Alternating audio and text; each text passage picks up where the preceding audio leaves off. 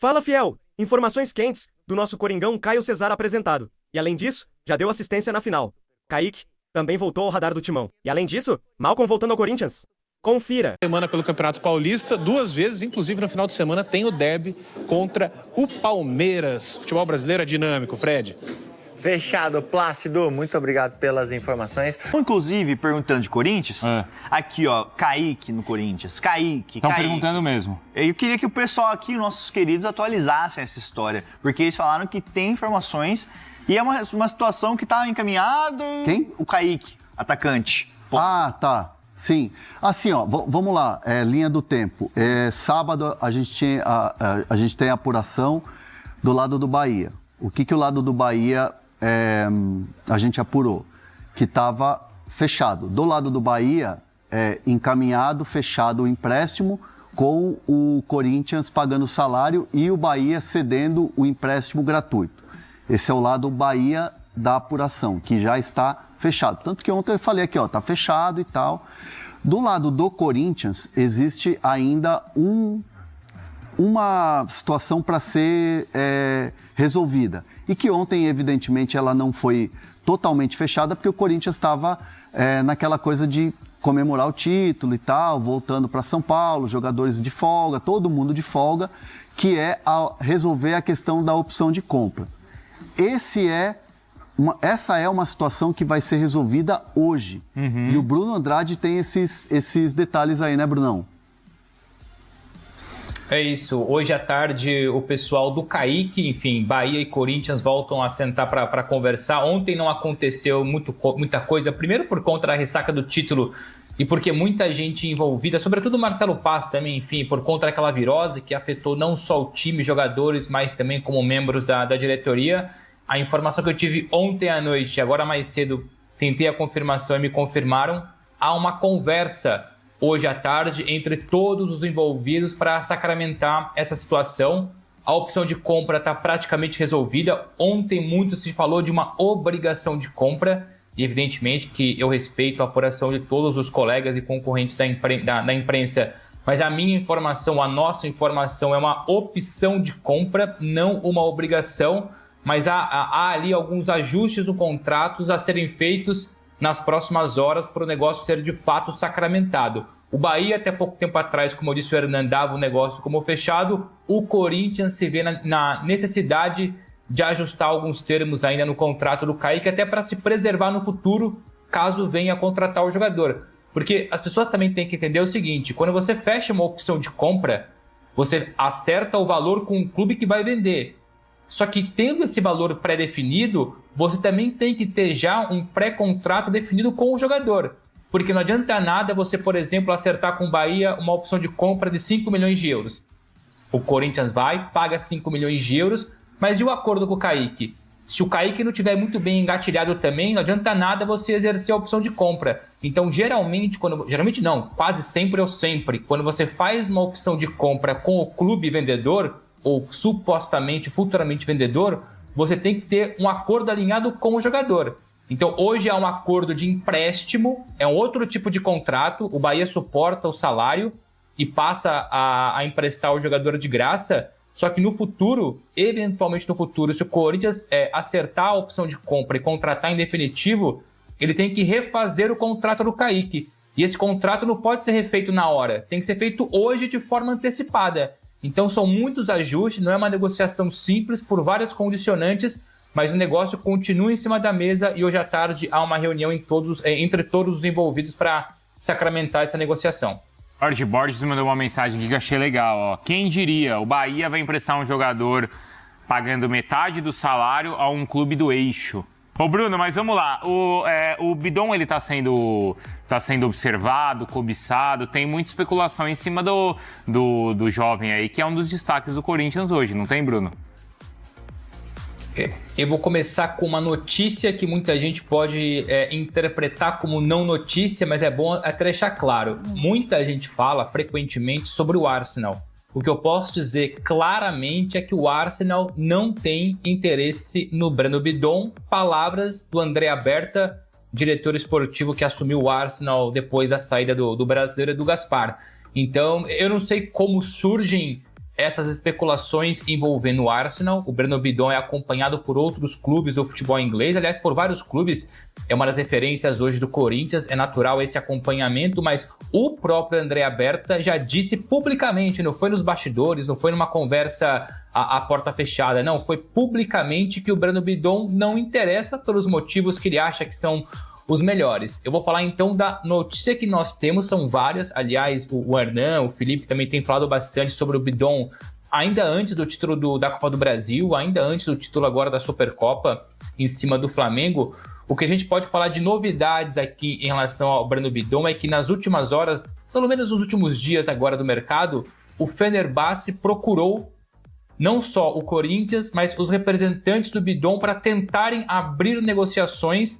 Só que tanto o Bidon, ou pelo menos o lado do Bidon, como o Corinthians preferem uma negociação em junho, ou seja, pós-temporada europeia, para começar um projeto do zero, algo mais estruturado. Esse mercado de janeiro, na cabeça do Corinthians e na cabeça do Bidon, nunca foi o mercado ideal para sair.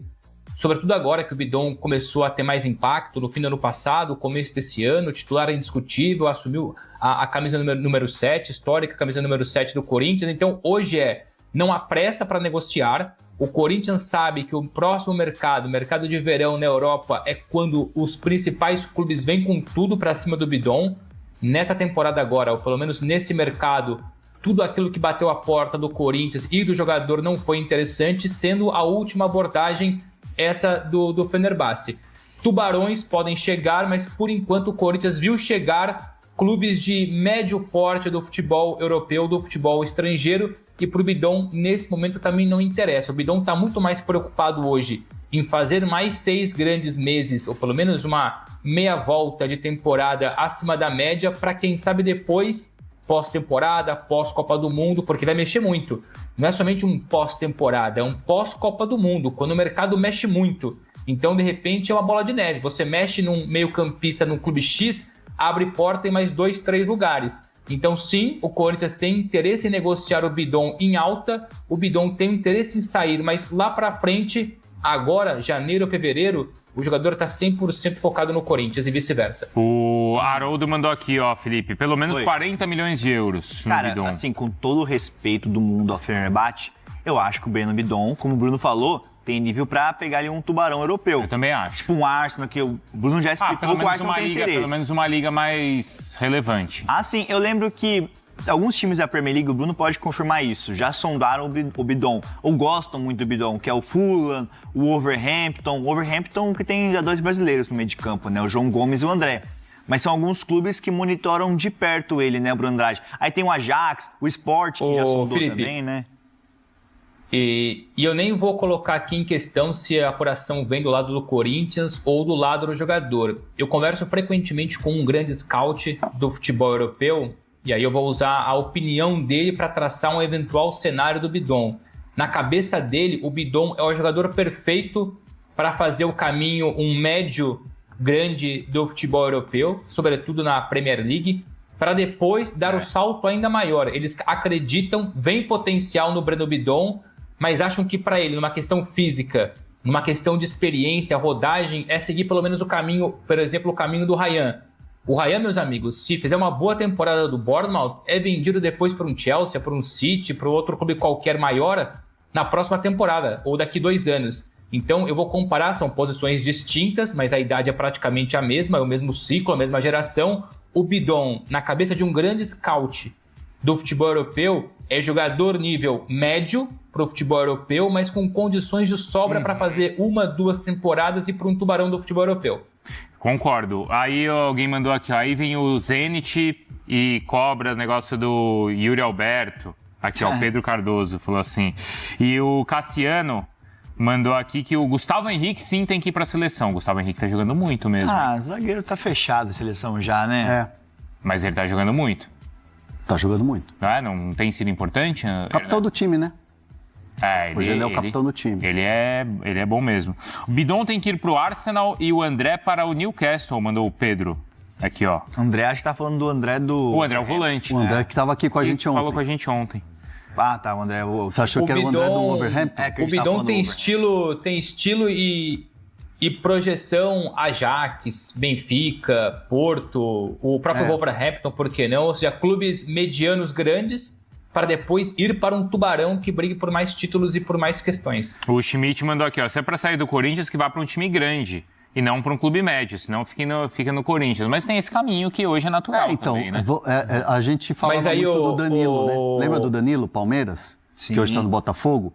Ele foi pro Nottingham Forest e que ele teve uma lesão, Ele né? teve a lesão, Isso foi muito ruim para a carreira Mas o dele. Scarpa, talvez? O Scarpa serve como exemplo? Eu acho que Mas os acho dois que é tinham mais diferente, potencial, acho que dá para comparar mais o Bidon com o Danilo, né? Até pela idade, pela ascensão e tal. E o Danilo conquistou mais do que até então o Bidon tem conquistado. O Bidon conquistou a Copa do Brasil, Paulista, a Copa do Brasil e a Supercopa agora. O Danilo foi campeão da Libertadores, né? Com o Palmeiras sendo protagonista. E aí ele foi pro Nottingham Forest, teve a lesão, ele estava jogando como 10 lá no Nottingham Forest. E aí ele poderia ter pulado para um outro mercado maior lá, mas teve a lesão, aí optou por voltar, tá muito bem e tá recuperando. Ele jogou muito contra o Cruzeiro. Tanto que ele fez gols. Sim, fez 2 gols. Posso dar outro exemplo rapidinho só? Pode.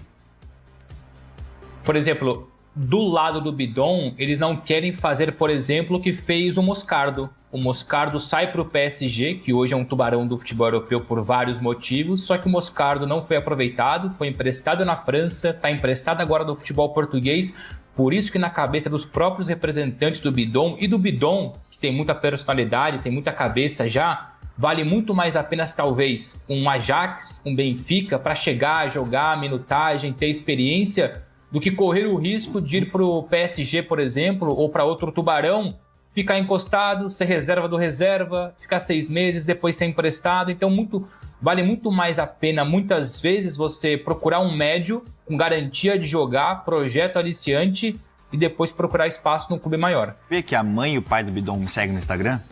Uma informação inútil, mas... Te seguem? Eu acho que o Bidon, falando em família, não só a família, mas acho que o Bidon é muito bem representado. Ah, é? Porque assim, eu já vi, eu não vou falar nome de jogador tal, porque senão fica muito evidente, mas eu já vi muito jogador promissor, que às vezes ele é representado por um cara que, ou por um grupo de representantes que os caras tipo, querem fazer o negócio da vida. E às vezes atrapalha o crescimento do jogador.